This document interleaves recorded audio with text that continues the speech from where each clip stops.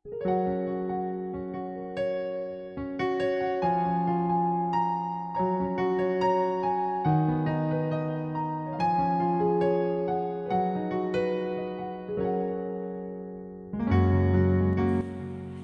ibu bapak saudara terkasih dalam nama Tuhan kita Yesus. Semangat pagi. Bertemu kembali di channel Rionando Butar-Butar dalam khotbah 5 menit aja toko 5 untuk renungan harian. Renungan pada hari ini saya ambil dari kitab Matius pasal yang ke-7 ayat yang pertama. Demikian kesaksian firman Tuhan.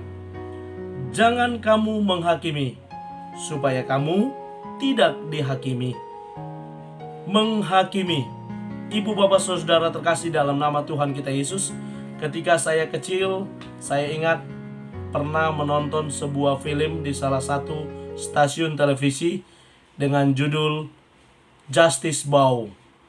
Justice Bow mengisahkan bagaimana seorang hakim yang benar-benar tegas, yang benar-benar tidak mau menerima suap, dan ketika memutuskan di pengadilan selalu memutuskan dengan benar dan tepat.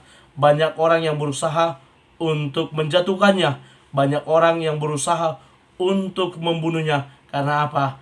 Karena banyak hal yang salah yang tetap diputuskan salah, padahal banyak orang yang salah pengen ketika dia salah diputuskan di pengadilan dia tetap menjadi pemenang, yakni orang yang benar. Itulah hukum dibelokkan, dibengkokkan, yang benar dibengkokkan, yang salah diluruskan. Itu yang sering terjadi. Ibu bapak saudara terkasih dalam nama Tuhan kita Yesus, sadar atau tidak, dalam kehidupan sehari-hari kita pun sering menjadi hakim bagi orang lain. Kita juga sering mengambil posisi menghakimi orang lain. Bahkan kalau dalam Alkitab yang lain, penghakiman yang kita lakukan seperti melihat selumbar di mata orang lain, tetapi balok di mata sendiri tidak kita lihat. Itu yang sering terjadi. Penghakiman yang sering kita lakukan kepada orang lain, misalnya ketika terjadi kecelakaan dan kita menjadi saksinya, maka kita akan berusaha menyalah-nyalakan orang lain. Itu salah kamu, itu salah kamu.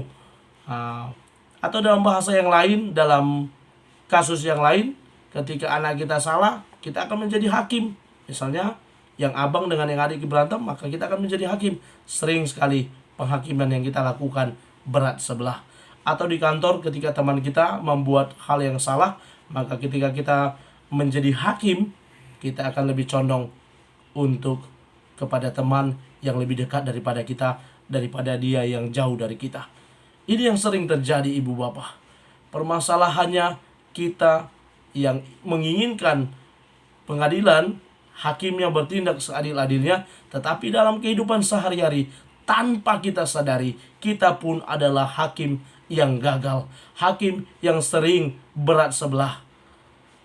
Mari belajar untuk menjadi hakim yang tegas. Karena apa? Kapanpun, dimanapun, kita akan menjadi hakim bagi orang lain, menghakimi kasus orang lain, di mana kita menjadi saksinya, di mana kita menjadi orang yang mungkin bisa memediasi, memediator kejadian atau kasus yang dialami oleh orang lain. Karena itu ibu bapak saudara terkasih, apa yang diingatkan oleh Matius dalam Injilnya ini boleh juga menjadi renungan bagi kita, bahwa perintah dan larangan dalam nas ini, jangan kamu menghakimi, maka kita berusaha untuk tidak mudah menghakimi orang lain.